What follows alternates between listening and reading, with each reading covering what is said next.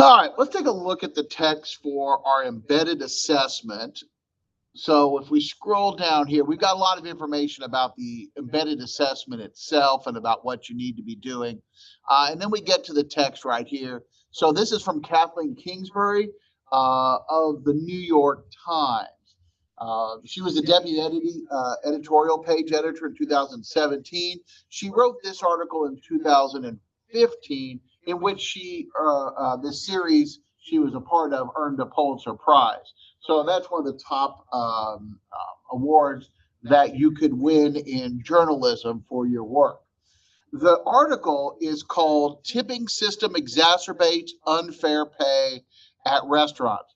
So we could start with the idea of exacerbate. It makes worse, right? It makes things worse. Okay. And so what happens in her basically what we're saying is in her initial argument here is that restaurant workers are not being paid fairly for whatever for multiple reasons, but one of them is that we rely on, or restaurant workers rely on tips to make up their pay, and that just makes the problem even worse. Okay, so tipping is said to have started in the Roman Empire as a means to reward servants and slaves. Americans adopted the custom only after the Civil War, but it stuck. Diners doled out some $40 billion in gratuities in 2012, according to industry experts. Yet the entrenchment of tipping has given restaurant owners a pretext to avoid paying their workers a proper wage. The tip system should be uprooted, or at least returned to its roots as a purely voluntary reward for excellent service. So let's go ahead and identify the thesis statement right here, which is the tip system should be uprooted and become completely voluntary. Okay, so there's our thesis statement. This is what she is going to be arguing. Okay, I also think it's interesting, like, to see this number here. That is a huge number. All right. And according to her, one of her arguments right here is that because we have a tipping system, restaurants are using this as an excuse. Okay. So if you're not familiar with or you haven't worked in restaurants, like waiters, waitresses, they might be making something like, I don't know, $2.15 an hour or something like that. Now the federal minimum wage right now is what, $7.25, I believe, right? So that's like a third of the minimum wage, but restaurants are saying, oh, you get tips, so this is what we're going to pay you because we expect you to be getting tips. Paragraph 2. Other than restaurants, few other industries let bosses rely mainly on customers' generosity to set employee wages. Owners are happy to save on labor costs. Back when tips still came mainly in cash and therefore could be conveniently be left off income tax forms, this arrangement probably made sense to workers too. But because now most people are using credit cards or debit cards to pay their bill and to leave the tip, those numbers are now being recorded and tracked, and waitresses and waiters probably aren't making as much because they're not reporting as much. That's changed in the era of credit card payments. Only the wait staff at the priciest establishments can count on big tips leading to livable incomes. Wage theft, the non-payment of owed tips or wages, is now commonplace in restaurants. Overall, the vast majority of servers and other front-of-the-house employees have been left with little control over how much income they make each week. All right, so front-of-the-house employees, these are the people that you see, okay? So when you go to a restaurant, the waiters, the waitresses, the bussers, the people that clean off the tables, the hostesses, all of these people are what we call front of the house. They're in the front half of the restaurant. These are the people that you see. The back of the house then are the people that do the cooking. They do the cleaning of like the dishes and stuff like that, the prep work. They're in the back part of the restaurant, and so people don't see them. That's kind of the difference between them. And we're using the word wage theft, meaning that people aren't making the money that they deserve, okay? Now, this might be intentional. Restaurants might be intentionally doing it. It might be I don't want to say unintentional, but it may be less intentional just because of the way the system works. People just don't look for these kinds of things. A busy Friday evening shift can mean good money, only to be followed by a slow Sunday afternoon where tips total $20 for the whole shift. If a diner doesn't like his meal, his dissatisfaction with the kitchen could reduce the take-home pay of his server, the busser who clears his table, and even the host who seated him. Work performed outside regular shift typically goes unpaid, and bad weather or illness may lead to no pay at all. So in other words, when you think about this, your waiter or your waitress, right? So the front of the house, right? They're relying on tips, okay? But the back of the house, they're getting wages, right? And so the argument here is in paragraph 4 is that the people that are depending on the tips, they don't necessarily control how they get those tips, right? You know, they could have really good service, but the food wasn't cooked well.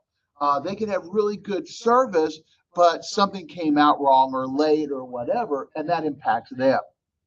Paragraph 5. Raquel Popke earned good tips as a waitress at Braza Bar and Grill, a popular Everett restaurant. Yet in 9 months of working there, she received only 6 paychecks. And, she says, those checks arrived only after she asked. They basically only paid me to keep me quiet, Popke says. So she recently filed a formal complaint with Attorney General Martha Coxley's office, asking her former employee for more than $4,000 that she was owed in back pay. Some of the volatility that Popke and others like her experience would be eased if restaurant goers routinely left higher tips. But while most people are accustomed to adding 15 to 20% gratuity regardless of the quality of service, others set their own tipping standards, which might include a host of factors beyond a server's control. Still others, angry customers, foreigners who don't understand the custom, leave nothing at all. American restaurants could emulate most of the rest of the developed world, where service charges are automatically tacked on to dinner tabs.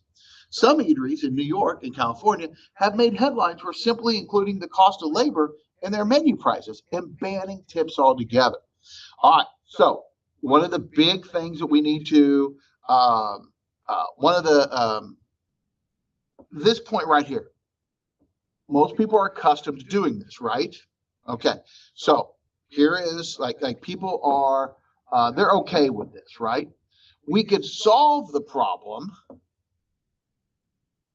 Here is a solution. But the question is that a good solution, right? So we could solve all this problem if people would just leave more, leave 25%, right? Like, here we go, we solved the problem. Because people are accustomed to leaving a certain amount of money. But there are other things that are out of the server's control, right? And again, we look at that idea of control, right? Servers have no control over certain things, right? They can't not seat a foreigner who doesn't understand the system of tipping, right? You can't do that. You have to serve whoever comes down, whoever sat with you, right? And maybe you don't even know that in advance, right? Maybe you don't know that. And now here's another solution, right? Here's another solution in where people are, okay, well, we're going to add that in. We're going to bake that tipping, if you will, into the price of the food. So we've seen a couple different possible solutions already. More realistic, however, would be a systematic change through stronger wage laws and better enforcement of those regulations. The Massachusetts legislature is currently debating whether to raise the minimum wage, and the state Senate last November voted to raise the minimum for tipped workers, pegging it to 50% of the minimum of other workers. All right, so then this is a better solution, right? So notice that we're just kind of working our way up the scale. Pay more. People should just tip more. That's a solution. It's not a really good solution. It's still out of the server's control. A better solution, restaurants could start to bake in some of those prices and then ban the tips. Okay, but still, you know, that's just a few restaurants. That doesn't help everybody. Here's a better solution, right? To change the way minimum wages are set. Paragraph 8. Even better, however, would be to pass a law that would prohibit a separate tipped minimum wage, as 7 other states have done. Workers would be guaranteed $8 or whatever the current full minimum wage is. Then any tips they receive would be what most customers already see them as, bonuses. All right, so notice here then, now we have an even better solution, right?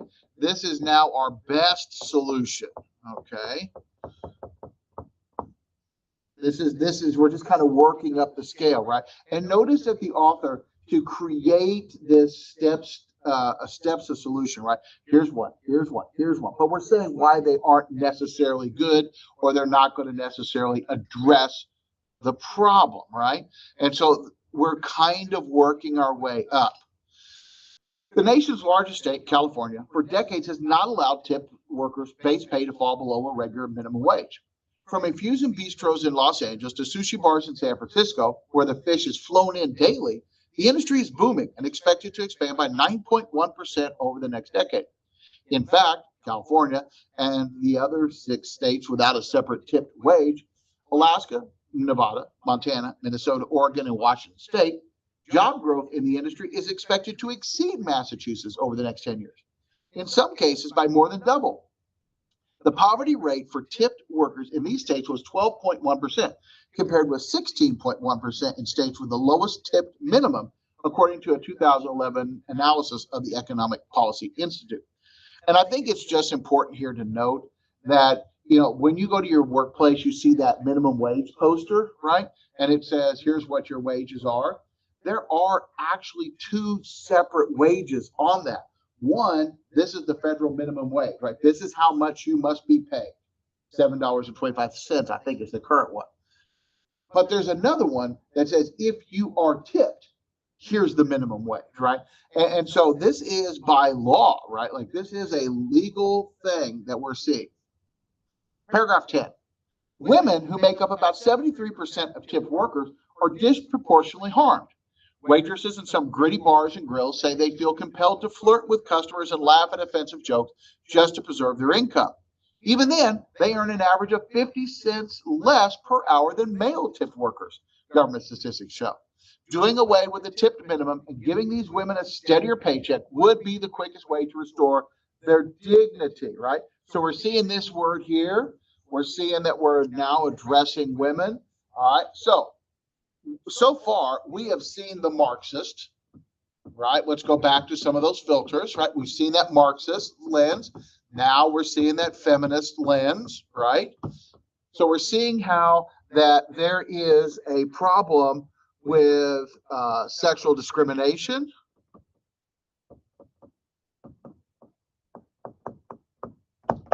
Right, sexual discrimination, so that, you know, we are kind of drilling down into this and showing here are the real problems.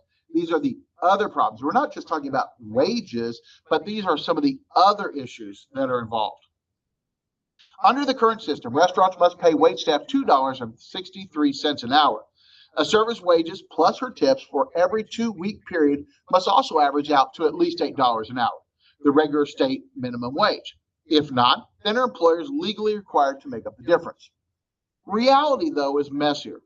The government agencies that enforce wage laws depend largely on violations being reported, and some restaurant owners have found they can underpay workers without consequence. Nationwide, an Aspen Institute study suggests that nearly 40% of restaurant workers earn at or below the federal minimum wage, even when the tips are factored in. Okay, so again, we now have an enforcement problem, right? And so our author is kind of coming back and saying, hey, here is a rebuttal, right? Here's a rebuttal, okay? Because we're saying, like, well, this is a problem, but, right, like, here's why this isn't going to, you know, why this is something we need to address. Here's another thing we need to work on.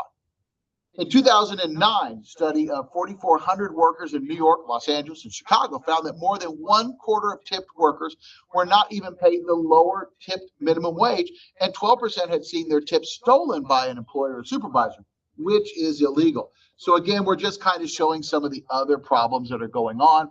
I think it is important to remember that a lot of times your front of the house people. They're very vulnerable, right? These are people. These are people without a lot of power.